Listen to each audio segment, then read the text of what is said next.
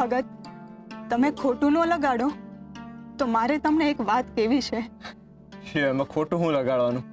બોલો બોલો. ભગત, તમારું આ સુંદર સ્મિત અને નિખાલસ ભક્તિ ખૂબ જ મોહક છે. તમારું સુંદર સ્મિત જોઉં છું ને તો મારો દિલ સુધરી જાય છે.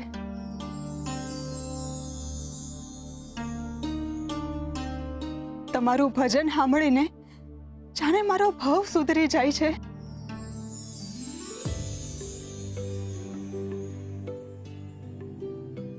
આપણે આપણા બાળકોને બહુ પ્રેમથી ઉચ્ચારીશું. હા,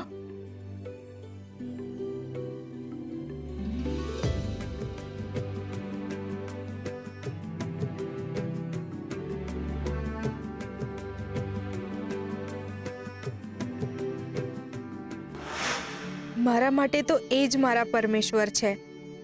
એ તો ભજન ગાઈને એમના પરમેશ્વર સુધી પોગી જાય છે, પણ મારા પરમેશ્વર એ છે, એમના સુધી મારે કેમનું પોગવું?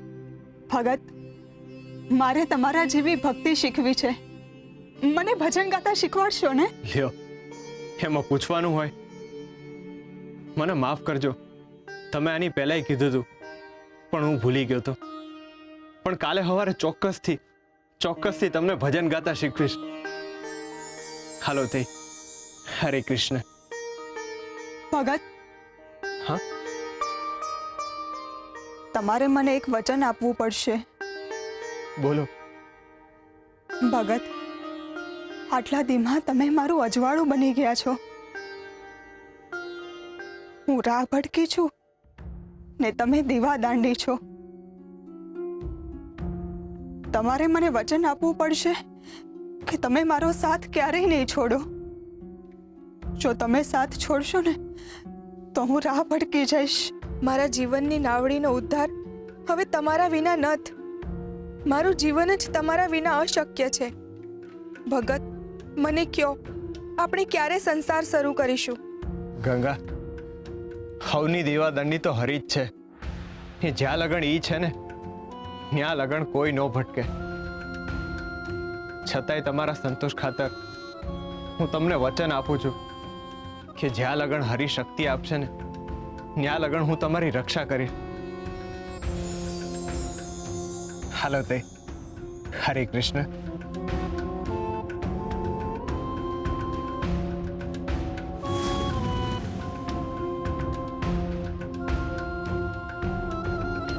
લાગે છે કે હવે મારે એમને ફરીથી ગૃહસ્થીની વાત કરવી પડશે. ભગત, તમે મને હરીને ભરોસે છોડો છો, પણ મારા હરી તો તમે જ છો. હું તમને પામીને પોતાને ખોઈ બેઠી છું. કઈ રીતે તમને કહું કે હું મારી જાત તમને અર્પી ચૂકી છું.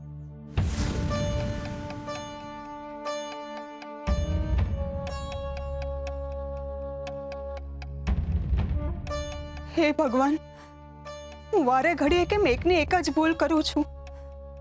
હું કેમ ભૂલી જાઉં છું કે ભગત તો પરણેલા છે. હવે મારે મારા મન પર કાબુ રાખવો પડશે, પણ કઈ રીતે?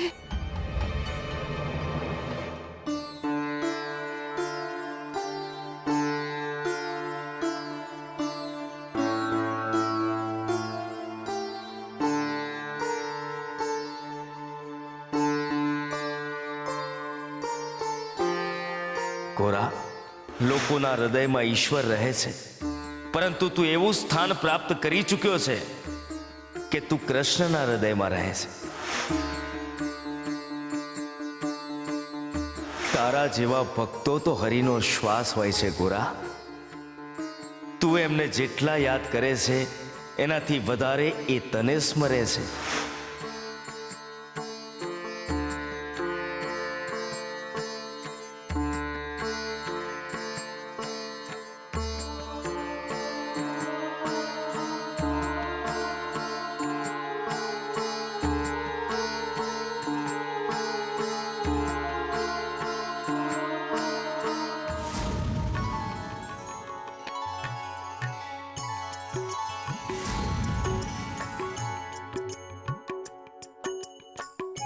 ભાઈબંધ,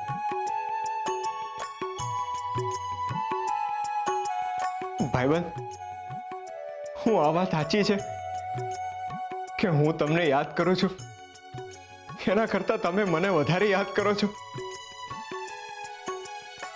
આ વાત સાચી છે કે ખોટી છે એ પણ નથી ખબર, પણ સાંભળીને બહુ સારું લાગ્યું. ભાઈબંધ, તમે આપેલા વચનથી મને એમ લાગે છે કે તમારા અને મારા વચ્ચેની દિવાલ પાતળી થતી જાય છે. ભાઈબંધ, હું તો મર્યાદામાં અટવાયેલો છું, પણ આપ તો સર્વોપરી છો. આપ જે ધારો નહીં કરી શકો છો. આપ જ્યારે ધારો ત્યારે મને જોઈ શકો છો, મારી ભાળ મેળવી શકો છો. પણ મારું હું તો ના તમને જોઈ શકું ના મળી શકું. હા, તે કેવો અન્યાય ભાઈબંધ. ભાઈબંધ, આવું ક્યાં લગી હાલશે? હું તમારા વિના નથી રહી શકતો. તમારા વિના મારું જીવન એટલે હલેસા વિનાની હોળી. તમે મને યાદ કરો છો તો હવે મારી સામે આવો. પહેલા આપણે કેટલું મળતા હતા. મારે એ દી પાછા લાવવા છે. તમે જો મને યાદ કરતા હો તો મને મળો. મારે તમારા દર્શનની તરસ છે. એક વાર તો તમારા દર્શન આપો પ્રભુ.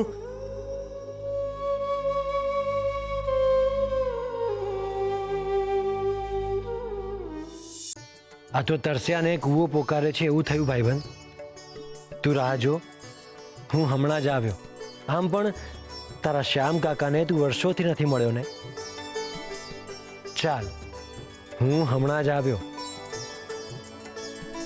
તમે તમારું વચન તોડી રહ્યા છો નાથ. તમે આસક્ત થઈ રહ્યા છો. જુઓ નાથ, આ છે ગોરાની તમારા માટેની ભક્તિ, જે તમારી આંખોથી વહી રહી છે. આ તમારી આસક્તિ છે. આ અમૂલ્ય મોતી કેમ વહાવી રહ્યા છો તમે? આને આમ વ્યર્થ ના જવા દેવાય નાથ.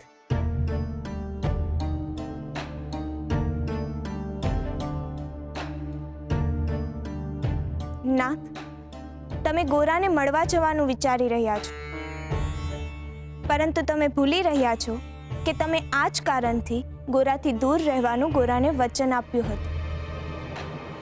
તમે તો ભગવાન છો ને તમારા કેટલા બધા બાળકો છે ને મેં તમારી રાહ પણ જોઈ છે. તો પછી આ દુવિધાનો માત્ર એક જ ઉપાય છે ગોરા. બોલો, શું છે મારા આ તકલીફનો? મારે તારા તરફની આસક્તિ દૂર કરવી પડશે. એ કઈ રીતે થાય ભાઈબંધ? એ જ રીતે જે રીતે ભૂતકાળમાં થયું હતું. તારા તરફની આસક્તિને દૂર કરવા માટે મારે તારાથી દૂર જવું પડશે. આપણે અલગ થવું પડશે ભાઈબંધ. તમે જ બનાવેલા બંધનને તોડશો નાથ. કૃષ્ણ સ્વયં પોતાનું વચન તોડશે.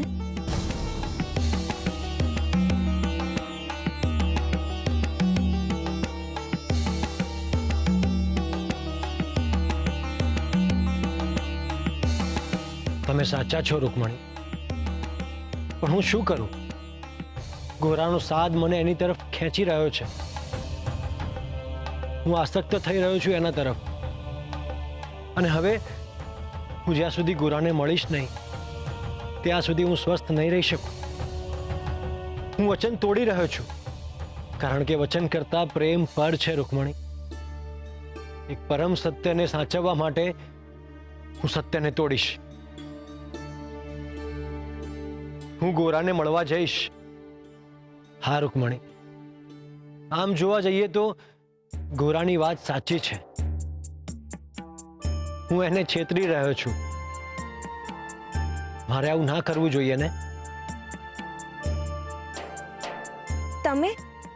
તમે કઈ રીતે? રૂકમણી, મારી આસક્તિના લીધે મને જ્યારે જ્યારે પણ ઈચ્છા થઈ ત્યારે કોઈને કોઈ પ્રકારે મેં ગોરાને જીવી લીધો છે. પણ એ વિચારો ના મને જોઈ શકે છે ના મને અડી શકે છે. યાદ છે રૂકમણી, વચન લીધા પછી પણ હું લંગડો કુંભાર બનીને ગોરાને મળી આવ્યો હતો. ભાઈ, આ લંગડા કુંભારને માટી ખૂંદાવી છે. કોઈ છે જે આ કામ કરી શકે? હા ભાઈ, હું ખૂંદી આપીશ માટી.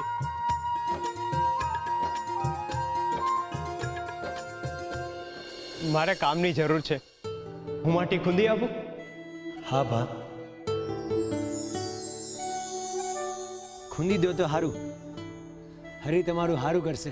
હા, તમારું નામ શું છે? વિઠ્ઠલ. વિઠ્ઠલ. મારા ગામમાં બધા મને વિઠ્ઠલનો કુંભાર કહીને બોલાવે છે. લ્યો, તમારા નામમાં તો હરિનું નામ છે.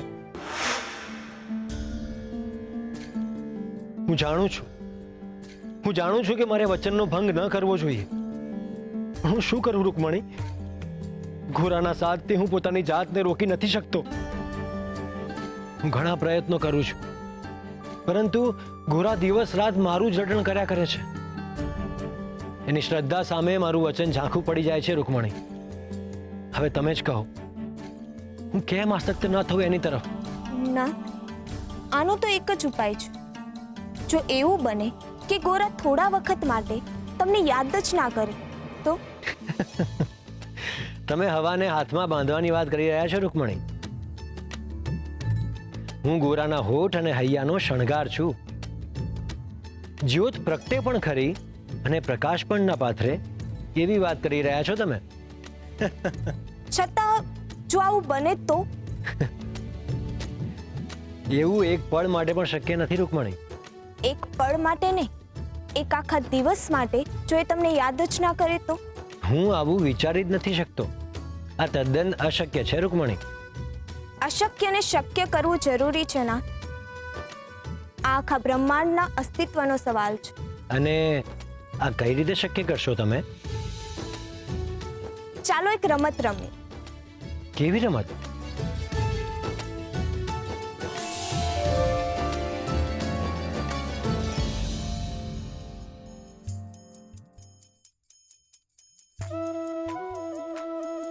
આ શું રૂકમણી? રમતનો નિયમ એવો છે કે આ એક દિવસમાં ગોરા જેટલી વાર તમારું નામ લે એટલી કોડી તમારી, અને તકલીફમાં જેટલી વાર તમારું નામ ના લે એટલી કોડી મારી. તો દિવસના અંતે જેની પાસે વધારે કોડી હશે એ રમત જીતી જશે. રૂકમણી, આ રમતમાં તમે નિશ્ચિત જ હારશો. કારણ કે પાણી ભરેલા વાદળ સામે તમે વરસાદ ના પાડવાની શરત રાખો છો.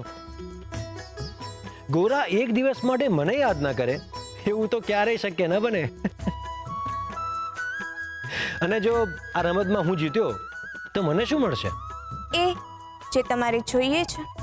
ગોરાને મળવાની પરવાનગી? પણ તમારે મને એક વચન આપવું પડશે કે તમે જાણી જોઈને ગોરાના મોઢેથી તમારું નામ નહીં બોલાવડાવો. એની આવશ્યકતા જ નથી. ગોરા શ્વાસ લેવા કરતા પણ વધારે મારું નામ લે છે. પણ હા, તમારા આત્મવિશ્વાસના હું વખાણ કરીશ. હવે મારે એ જોવું છે કે ગોરા એક દિવસ માટે મારું નામ ના લે. એના માટે તમે શું કરશો? જોતા જાઓ, તમારી જિજ્ઞાસા હમણાં જ શાંત થઈ જશે.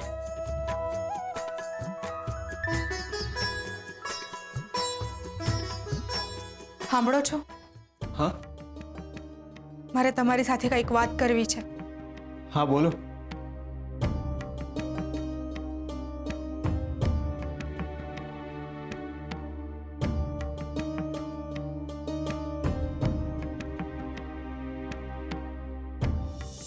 હરિહરે વાત કરતા હતા, ખલેલ પોગાડી મેં. કેટલું સારું કહેવાય નહીં? કેટલી સહેલાઈથી તમે હરિહારે વાત કરી શકો છો. હું કેદી આટલી સહેલાઈથી તમારી હારે વાત કરી શકીશ?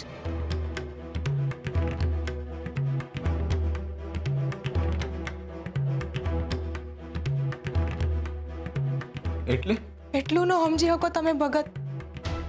એટલા પણ ના ખોવાઈ જાઓ તમે હરીમાં. તમારું બોળ પણ હવે મારા માતૃત્વને ભારે પડે છે. ગોવિંદના ગયા પછી મારી કૂખ સૂની થઈ ગઈ છે. કેટલા મહિનાઓ થઈ ગયા ભગત. હવે મારું માતૃત્વ હવે મને હાથ પાડી રહ્યું છે. હવે આપણે ક્યારે ગૃહસ્થી માંડીશું? હું ક્યારે મારા ગોવિંદને પાછો મેળવી શકીશ?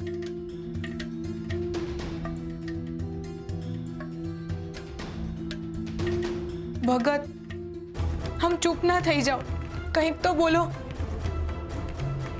નીકળ અહીંયાથી. શું થયું?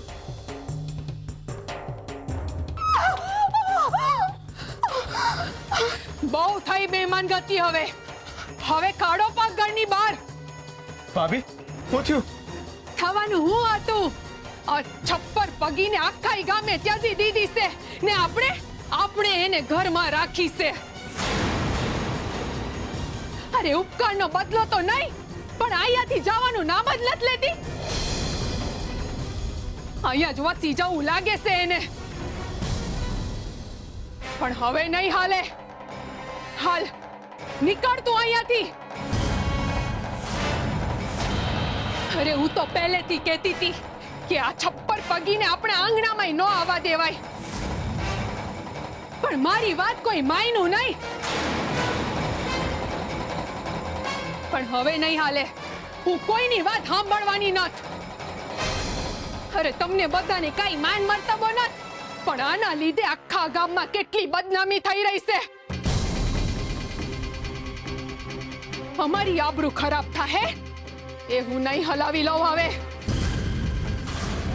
અરે આ છોકરીને ઘરમાં રાખશું ને તો આખા ગામ વાળા આપણને ગામમાંથી કાઢશે. ના ના, એવું તેને ઘરમાં રાખવાનું કયું કારણ છે કે એને ઘરમાં રાખવી પડે?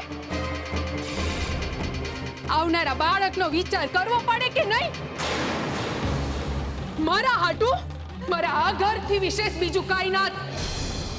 એટલે હવે આ કાળમુખી મારે મારા ઘરમાં ન જોતી. આવું ન બોલો ભાભી. મારું આ જગતમાં કોઈ નથી. તમે કહેશો ને તો હું અહીંયા બહાર આંગણામાં હોઈ જઈશ. મહેરબાની કરીને મને ઘરની બહાર ન કાઢો. અટાણે આ ઘર જ મારો જીવ હાચવીને બેઠું છે. જો તમે મને ઘરની બહાર કાઢશો ને તો ઓલો ક્રૂર કાગ ડોળે મારી રાહ જોઈને બેઠો છે. એ મને ભરકી જશે, મને મારી નાખશે. તે લખણ એવા હોય ને તો ભોગવવું પડે ને. ઈ તને મારે કે તારે એમાં અમારે હું લેવા દેવા છે? હવના કઈરા હવ ભોગવે અને તારા દુઃખનો દરિયો અમારા માથે લઈને નથી ફરવું. અમે હા તો અમે તારા પર દયા ખાધી, પણ પૂજારી બાપા કહેતા હતા ને ઈ વાત સાચી પડી છે કે દયા ડક્કણ ને ખાય. જો હજી લાજ શરમ છે ને આટલું બોલું છું તે અસર એ નથાના મન પર. હવે નીકળ અહીંયાથી કે પછી લાત મારીને કાઢું.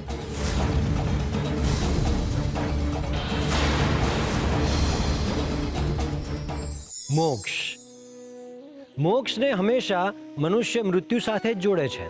મોક્ષનો અર્થ મનુષ્ય મૃત્યુ જ સમજે છે, પરંતુ એ અસત્ય છે. મોક્ષ એટલે શાંતિ અને આનંદની પ્રાપ્તિ, અને એ પણ ક્ષણિક નહીં, પરંતુ સદાયને માટે. મોક્ષ કોઈ અવસ્થા નથી. મોક્ષ એટલે તો દરેક અવસ્થામાંથી મુક્તિ છે. અને એટલે જ મોક્ષ માટે કંઈ કરવામાં આવે એ વાત જ અર્થવિહીન છે. કારણ કે મોક્ષની પ્રાપ્તિ મન અને આત્માના મિલનથી થાય છે. મનુષ્ય જો જીવતે જીવ સંસારને સમજે તો એ બુદ્ધિશાળી છે, પરંતુ જો એ પોતાને સમજે તો અહીંયા જ મોક્ષ છે. મોક્ષ માટે મરવાની નહીં, સાચા અર્થે જીવવાની જરૂર છે. વિચારોનો અંત અને ખુશીઓ જીવંત એટલે મોક્ષ. જે ક્ષણે મોક્ષની ઈચ્છાનો ત્યાગ થાય છે ત્યારે જ ખરો મોક્ષ થાય છે.